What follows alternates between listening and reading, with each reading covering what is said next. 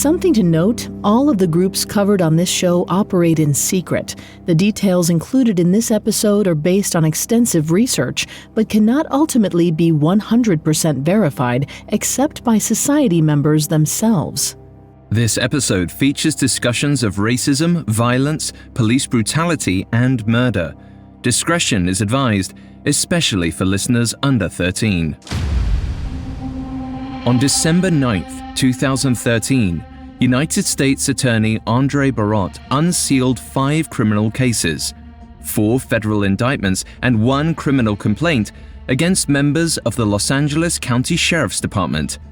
These 18 officials had been indicted on allegations of rampant abuse and misconduct in LA County jails. These first 5 unsealed cases were only the tip of the iceberg.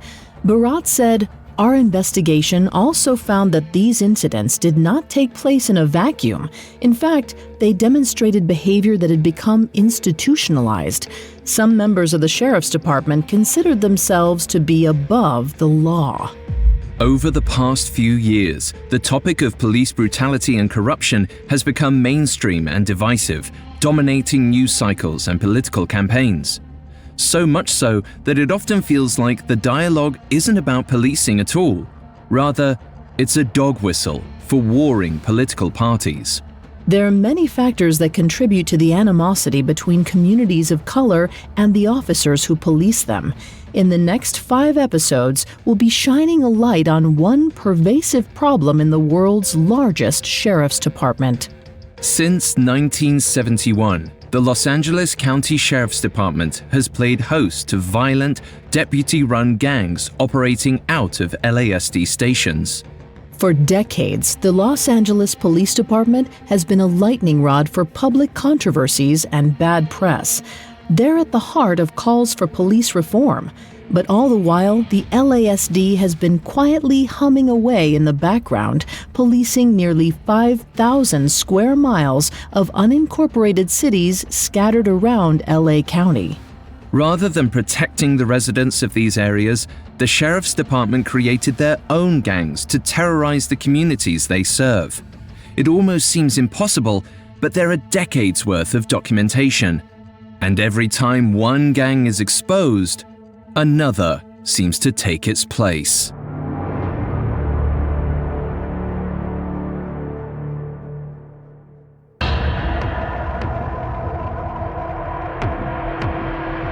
I'm Alistair Murden. Usually I host Kingpins, where we cover the rise and fall of underworld figures in organized crime. And I'm Vanessa Richardson. I host Secret Societies, another Spotify original from Parcast, exploring mysterious organizations from around the world. For the next 5 weeks, our 2 shows are teaming up to bring you the story about deadly gangs that are also secret societies and also operate out of the Los Angeles County Sheriff's Department. Since 1971, the LASD has been plagued by gang activity within its own ranks. As is the case with every story we bring you, this activity has been investigated, corroborated, and in certain cases, prosecuted. However, we should note that since these groups operate in secret, some details are difficult to verify. By exploring the history of policing in Los Angeles, we can better understand the city's current landscape. Today, we're starting with the murky origins of the LASD's first deputy gang, the Little Devils. First appearing in the early 1970s, they set the precedent for a revolving door of white supremacist gangs within the LASD, many of which still exist today. We have all that and more coming up. Stay with us. In the 1960s and 70s, LA looked oddly similar to what it is today. 4-lane boulevards lined with boxy concrete buildings and towering palm trees. The downtown area was spotted with greasy spoons and hole-in-the-wall bars that are now institutions. But culturally, the energy was different. Author David Kukoff described the 70s as the last decade in which Los Angeles bore some resemblance to the frontier town it had once been. The 60s ushered in a wave of social change and hedonism that was rooted in defiance against the government, against convention, and against law and order. Especially after the Manson murders in 1969, there was an air of lawlessness in LA that some found alarming, but many others found alluring and exciting. There's an evergreen nostalgia for the carefree, good vibes attitude of late 1960s LA. But this free love culture was largely a white experience. On the outskirts of Hollywood, Black and Latinx communities lived markedly different lives. Simmering beneath the veneer of the 60s was a hotbed of socio-political unrest that was nearing a breaking point. On the other side of the 101 sat East Los Angeles, a sprawling Mexican-American barrio with a proud history. The neighborhood managed to thrive for nearly 100 years, despite gentrification slowly encroaching on its borders. But by the late 60s, things had changed. East LA was a low-income neighborhood with underfunded schools and among the highest dropout rates in the country, 44% in 1968. This was especially important because at the time, college was one of the only ways to avoid being drafted to Vietnam.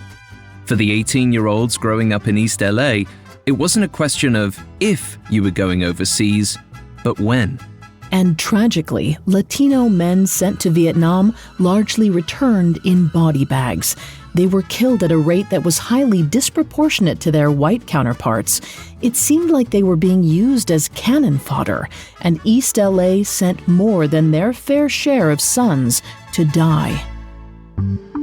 Many of the barrio's residents felt little control over their future, a feeling that only intensified after a sucker-punch piece of legislation in 1961.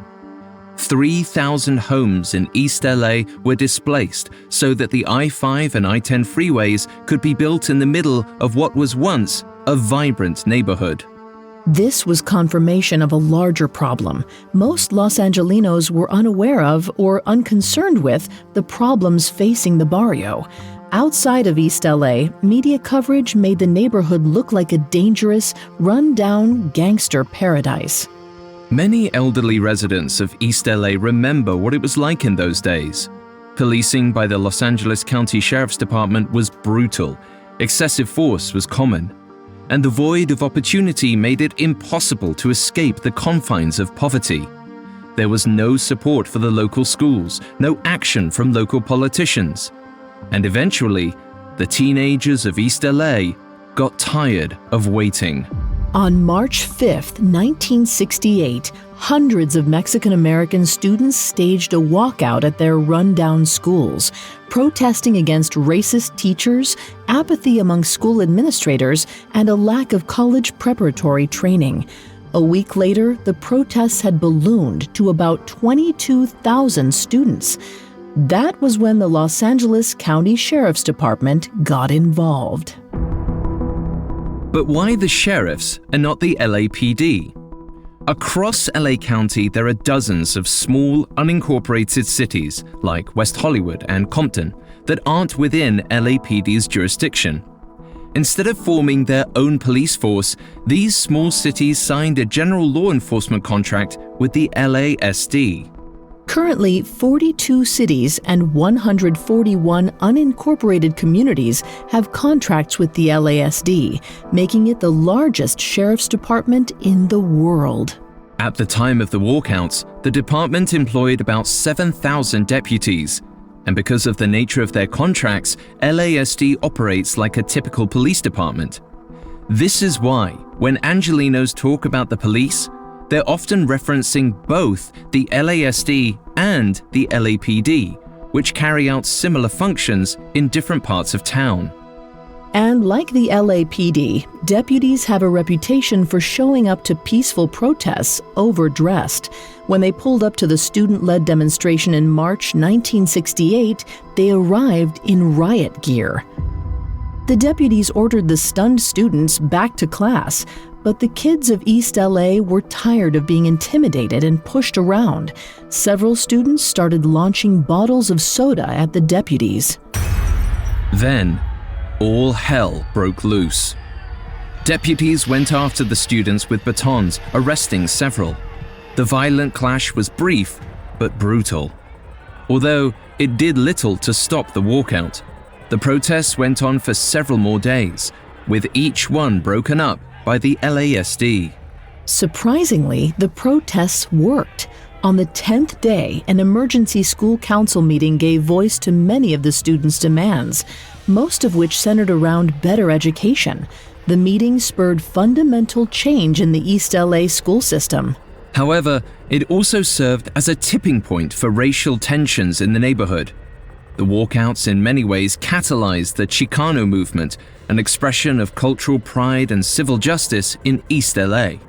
Activist Cesar Chavez was already mobilizing the Mexican-American community through his work with the Agricultural Workers Organizing Committee, or AWOC. But the walkouts brought young Chicanos into the fold, and as the movement grew, the community's policing grew more brutal. Street gangs had always been a problem in East Los Angeles, dating back to 1935. But as the Chicano movement grew, the sheriff's department became less discriminate in arresting what they thought were gang members. Anyone could be beaten and arrested if they looked at a deputy wrong. This kind of aggressive policing came to a head in 1970 at the National Chicano Moratorium March. On the morning of August 29th, between 20 and 30,000 demonstrators collected in Laguna Park, now the Ruben F. Salazar Park in East LA, peacefully protesting the Vietnam War. Unprompted, the LASD descended, showering the crowd with tear gas. They beat protesters with batons before arresting them. A building was set on fire. Over 150 peaceful protesters were arrested, and 4 were left dead. When pressed about their motives, the LASD provided no reasonable explanation. Instead, they called the protesters communists. For the record, they weren't. To many citizens across Los Angeles, the Laguna Park riot felt senseless, a culmination of the excessive force and mass arrests that had become commonplace in East LA. After the riot, the crackdown on the Chicano movement grew so intense that the movement fizzled out. It may sound like the LASD was acting overtly racist, and there was reason for that. By the time of the Laguna Park riot, a group of deputies within the East LA Sheriff's Station had formed a secret society called the Little Devils. The members were easily recognizable by the red devils tattooed on their left calves. It was a white supremacist brotherhood operating out of the station. They saw themselves as an island of law and order in a sea of violence and squalor. And the people they were paid to protect became enemy number one. Coming up, we'll dive into the evolution of deputy gangs in the LASD. Hi listeners, I'm thrilled to tell you about a new Spotify original from Parcast that I think you'll really enjoy. It's called Our Love Story. Every Tuesday, Our Love Story celebrates the ups, downs, and pivotal moments that turn complete strangers into perfect pairs. Each episode offers an intimate glimpse inside a real-life romance, with couples recounting the highlights and hardships that define their love.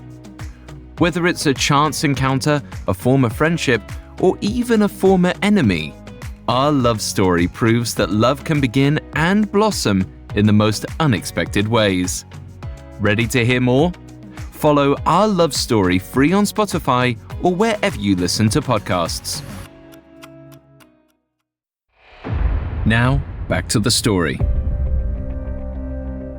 By 1971, members of the East LA Sheriff's Station had formed what they considered a secret society, the Little Devils. They were identified by the small red devil tattooed on each of the members' left calves. Verified stories of the Little Devils are scattered, but there's no question about the gang's existence. This activity has been written about extensively by the LA Times and in a report from Loyola Law School. The Little Devils are considered the first deputy gang in the Los Angeles County Sheriff's Department. They've been recognized as gangs by county judges and the media because the deputies involved acted like members of any street gang. They had gang signs, initiation ceremonies, hazing rituals, and an official logo. Around the time the gang was formed, the station adopted the Fort Apache seal. The logo is thought to have been created by members of the Little Devils and remains the official seal of the entire station. Fort Apache was a 1948 Western movie about an isolated U.S. Army post in Apache territory. Henry Fonda stars as a racist commander obsessed with subduing the local natives. The commander is intentionally portrayed as ignorant and incompetent, and by the end of the film, his disastrous crusade against the Apache tribe leaves him and most of his men dead.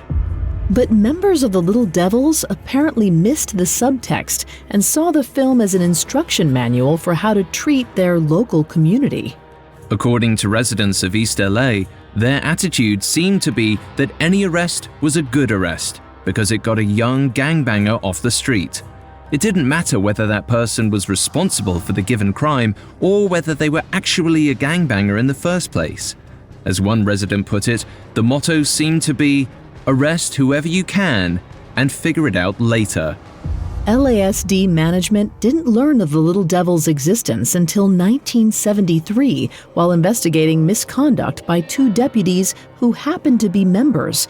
The LA County Sheriff at the time, Peter J. Pitches, launched an extensive investigation into the deputy gang. The captain in charge, R.D. Campbell, ultimately found that 47 deputies at the station were involved. However, there's no record of whether there was any disciplinary action taken against them. Sheriff Pitches was known for taking a hard stance on inter-office discipline, but he also worked hard to keep any documentation of the misconduct from seeing the light of day.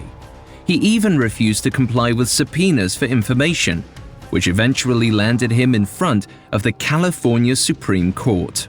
To this day, these deputies' personnel files are confidential, making it nearly impossible to identify who was involved in the Little Devils and what kind of discipline they might have received.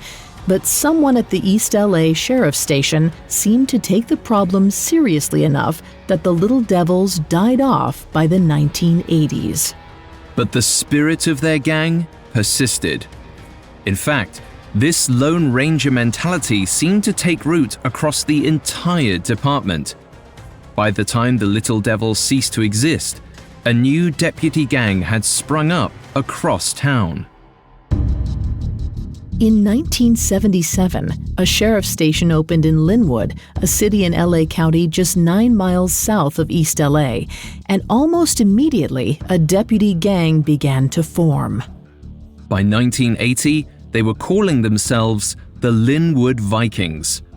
They seemed to have identified themselves with ankle tattoos of Vikings, blonde-haired, blue-eyed marauders from the north.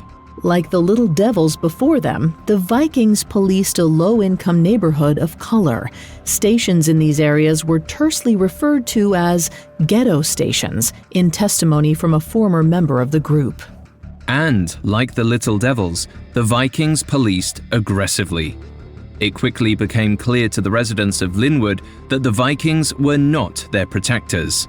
They were an invading force. To build clout and camaraderie, the Vikings presented themselves as an elite group, inviting only the most talented and committed deputies to join their ranks. That isn't to say the best deputies. Loyalty was valued over LASD policy. Many of the gang's members were linked to officer-involved shootings, excessive force, unconstitutional searches, perjury, and general misconduct. If a Viking shot someone, they earned the right to tattoo the numbers 998 on their ankles, the code for an officer-involved shooting. Taking a civilian life was reportedly considered a celebrated rite of passage. Vikings were also known to use gang-specific slang, tag buildings with their graffiti, and throw hand signals, an L for Lynwood. Their actions were no different from the street gangs they were policing. But because they technically enforced the law, the Vikings seemed to feel above it.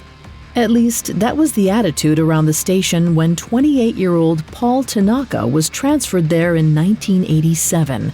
Even though he was Japanese-American, Tanaka was soon considered one of the boys, and he became one of the few people of color initiated into the Vikings.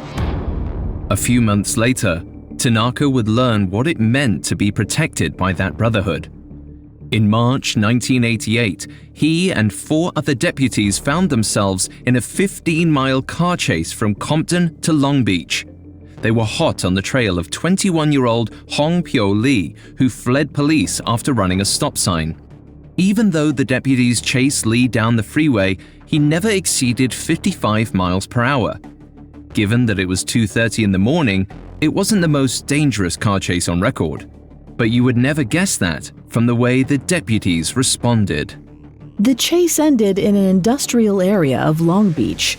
Lee's car screeched to a halt as 3 LASD cars pulled up behind him. Tanaka and the other 4 deputies jumped out of their cars, guns drawn. A Long Beach PD patrol car pulled up behind them to offer assistance, and a sheriff's helicopter circled overhead. Deputy John Chapman approached Lee's car, instructing him to get out with his hands raised. Instead, Lee threw the car into reverse. According to reports filed by all 5 deputies, Lee sped backwards. Chapman had to jump out of the way to avoid being hit. Tanaka and his colleagues fired their weapons, unloading 15 rounds into the car. 8 of the bullets hit Lee, killing him. After reviewing the deputies' reports, LASD homicide investigators and the district attorney's office cleared Tanaka and his compatriots of any wrongdoing. However, there was a problem. There were several contradictions between the deputies' stories and the reports filed by the 2 Long Beach police officers who had been on the scene that night. One officer said that he never saw Lee try to back his car into any of the deputies.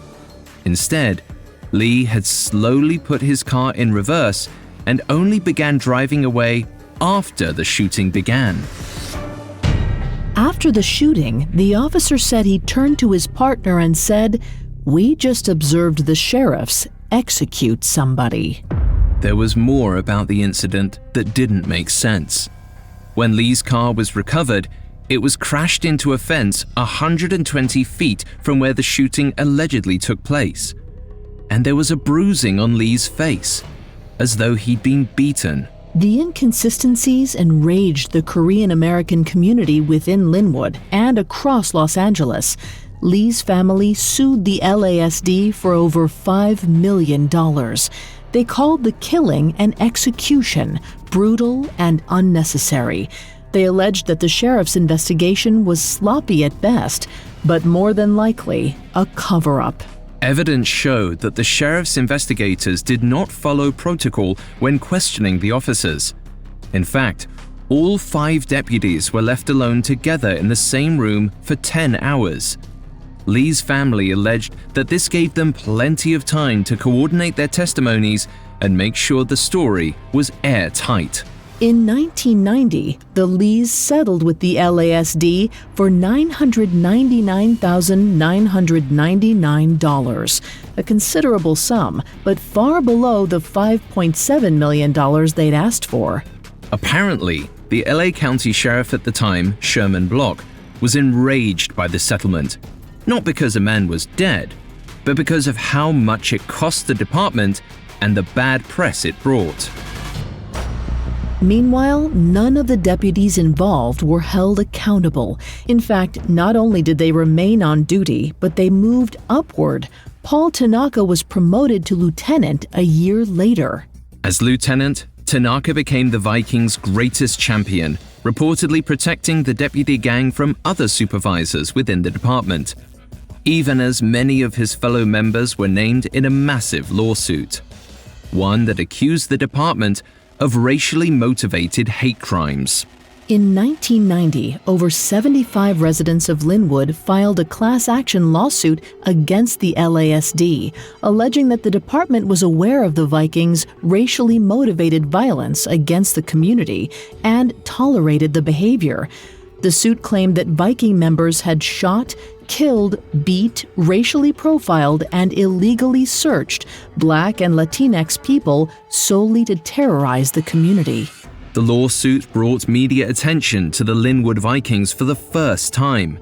An investigation found that not only had the Vikings terrorized the community, they had also terrorized any supervisor who tried to bring them under control. One account claimed that a Viking shot a dog and tied it beneath his commander's car. Another smeared human feces on a supervisor's car engine.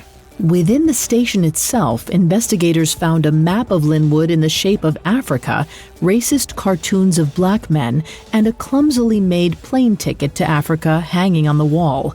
All of this evidence was brought to court, and the Vikings had little way to defend themselves.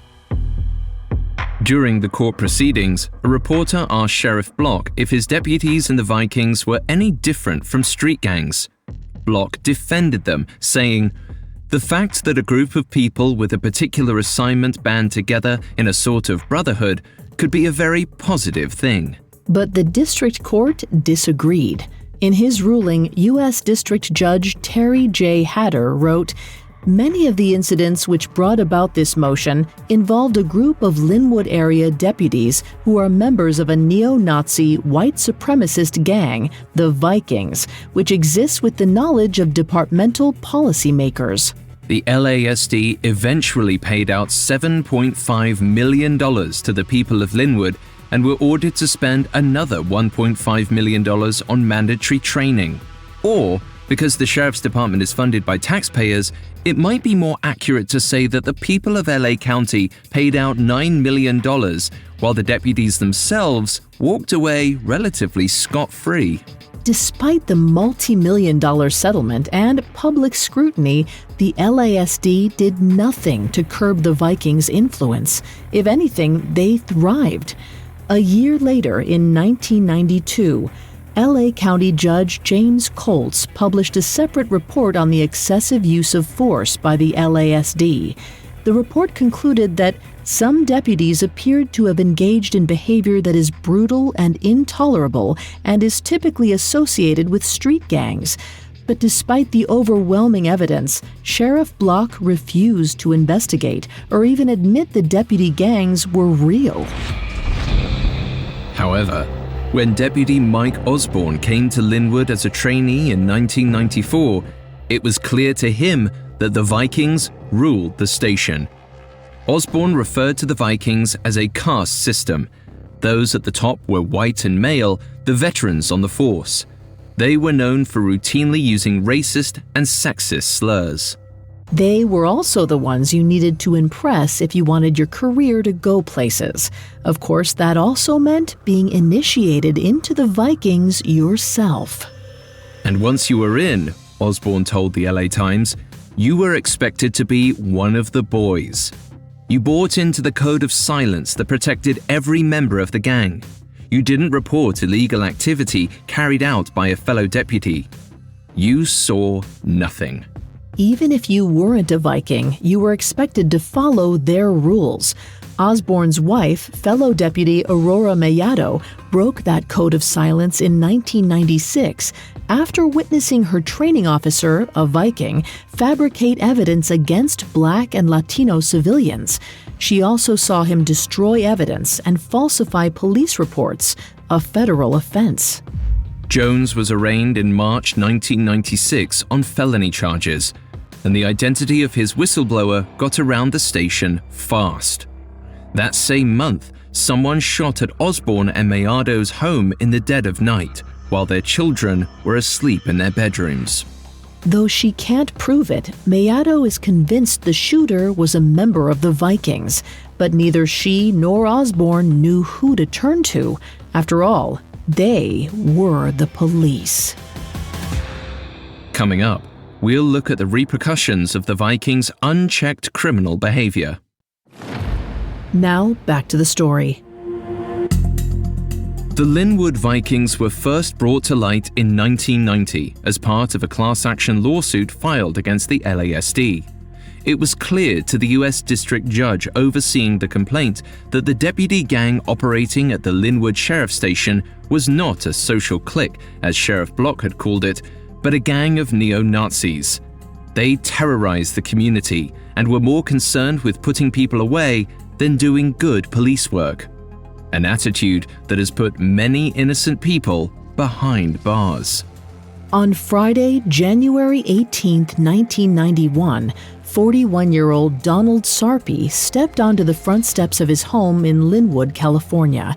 His teenage son and a few friends were talking loudly in the front yard, and Sarpy asked them to quiet down and come inside. As he walked outside, a car crept down the street.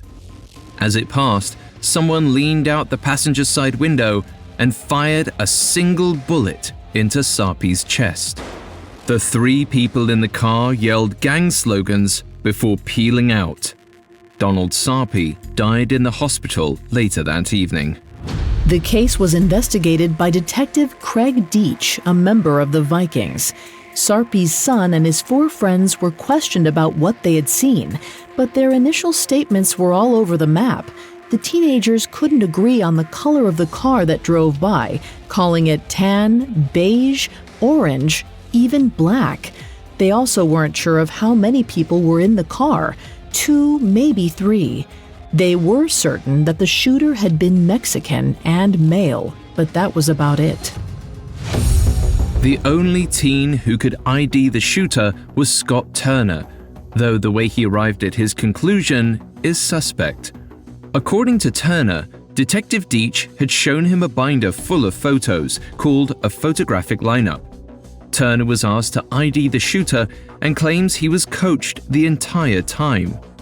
When he pointed at a picture, Deach would say things like, "No, he's in jail already. It couldn't be him." When they arrived at a picture of 16-year-old Francisco Carrillo, who Turner recognized from around the neighborhood, Deach agreed it could be him and stopped the exercise. Typically, the detective working the case would show the photographic lineup to all 5 witnesses the same night, without giving them the chance to speak with one another. That's to ensure they aren't able to accidentally persuade one another's memories. Instead, Deach waited months to show the lineup to the other 4 witnesses. By then, the young men knew who Turner had picked and fell in line with his story. Francisco Carrillo was arrested soon after, even though there was no physical evidence linking him to the crime. During Carrillo's trial, the 5 teenage witnesses all testified and all delivered inconsistent stories. In addition to misremembering the make, model, and color of the car, they also seemed unsure that Carrillo was even the man who pulled the trigger. The case was declared a mistrial after the jury deadlocked 5-7, with the majority voting for acquittal. But the district attorney moved to try Carrillo again about 6 months later. And this time around, the witnesses had their stories straight. They identified Carrillo as the shooter confidently. They knew the color of the car, and the jury had no idea that this was Carrillo's second trial, nor did they know about the inconsistencies in the first trial. Carrillo himself maintained that on the night of the shooting, he was at home with his dad, who corroborated the story. He claimed he got home from school, made dinner, then did some homework while he and his dad watched TV. The prosecution alleged that nobody does their homework on a Friday night, so Carrillo must be lying.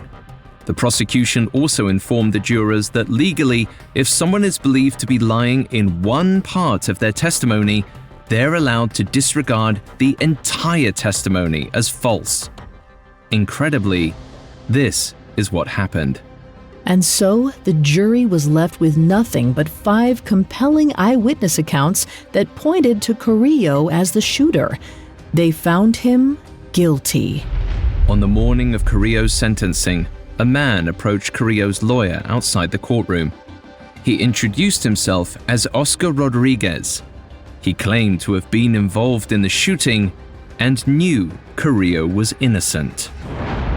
The moment the hearing began, Carrillo's lawyer alerted the judge and asked him to allow Rodriguez to speak.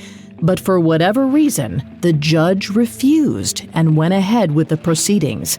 Carrillo was sentenced to 2 consecutive life terms. Francisco Carrillo would spend nearly 20 years in prison before the Innocence Project took on his case in 2009. They say that as they began reinvestigating the case, the LASD also got involved. By that point, the Lynwood Sheriff's Station had been closed for years, and the Vikings had died out by the turn of the century. But Detective Deitch still worked for the department, as did many of the men who were once part of the Vikings gang. The Sheriff's Department claimed to be reinvestigating Carrillo's case, but representatives from the Innocence Project believed they were only interested in covering up any wrongdoing. Meanwhile, all 5 of the witnesses who initially ID'd Carrillo admitted that they had been coached by Detective Deitch and the prosecuting attorney. Daniel Sarpi's son even wrote a letter in support of Carrillo, admitting that he did not clearly see the face of his father's killer. Carrillo's petition was heard in March 2011. During his closing argument, the attorney for the LASD said that he did not believe the department had committed misconduct, but his final comment was the most shocking. He said that, as an officer of the court, he had an ethical and legal responsibility to ask the judge to grant Francisco Carrillo's petition. LASD's own lawyer believed that Carrillo should go free. Later in 2011, Carrillo filed a civil rights lawsuit against Deitch and the Los Angeles County Sheriff's Department. He was awarded $10.1 million, more than $500,000 for every year he had spent in jail. Currently, Detective Deitch is off the grid. There's little information on where he is or whether he's on payroll. But as far as we can tell, he hasn't been formally discharged from the Sheriff's Department. And just as one Viking member was outed, another was promoted. That same year, Paul Tanaka was appointed undersheriff, second in command to LA County's new sheriff, Lee Barker. Overnight, a Viking had become the second most powerful person in the world's largest sheriff's department. And, as was the case at Lynwood, his tenure was rife with controversy. In 2012, a Blue Ribbon Commission would accuse Tanaka, his boss, and a few colleagues of allowing their deputies to beat and humiliate inmates at county jails, cover up deputy misconduct, and allow deputy gangs to run unchecked. It seemed as though the abusive, toxic culture he learned at Lynwood followed him for the rest of his career. It brings to mind an old cliché: you can change the law, but you can't change the people. The Little Devils may have disbanded by 1980, but the violent mentality that formed the gang didn't dissipate overnight. The Vikings are also gone. The Lynwood Sheriff's Station closed in 1994, but every time one gang is disbanded, another seems to take its place.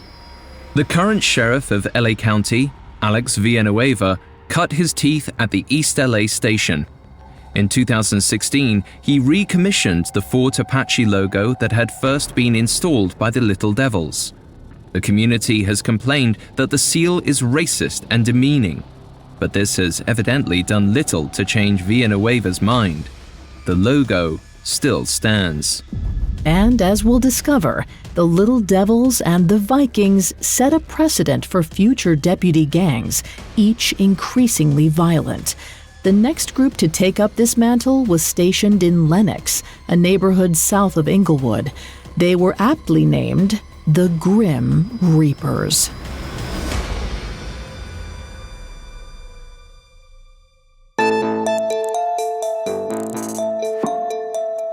Thanks for listening. Join us next week as we continue our deep dive into the deputy gangs of the LASD. We'll also unpack the history of sheriff culture to understand the outlaw mentality that allowed these gangs to evolve. You can find more episodes of Kingpins, Secret Societies, and all other Spotify originals from Parcast for free on Spotify. Kingpins and Secret Societies are Spotify originals from Parcast. Executive producers include Max and Ron Cutler. Sound design by Russell Nash, with production assistance by Ron Shapiro, Carly Madden, and Travis Clark. This episode was written by Erin Lan, with fact-checking by Haley Milliken and research by Julian Boireau, Brad Klein, and Brian Petrus.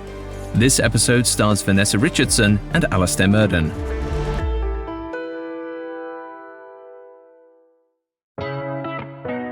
Don't forget to check out Our Love Story, the newest Spotify original from Parcast. Every Tuesday, discover the many pathways to love, as told by the actual couples who found them.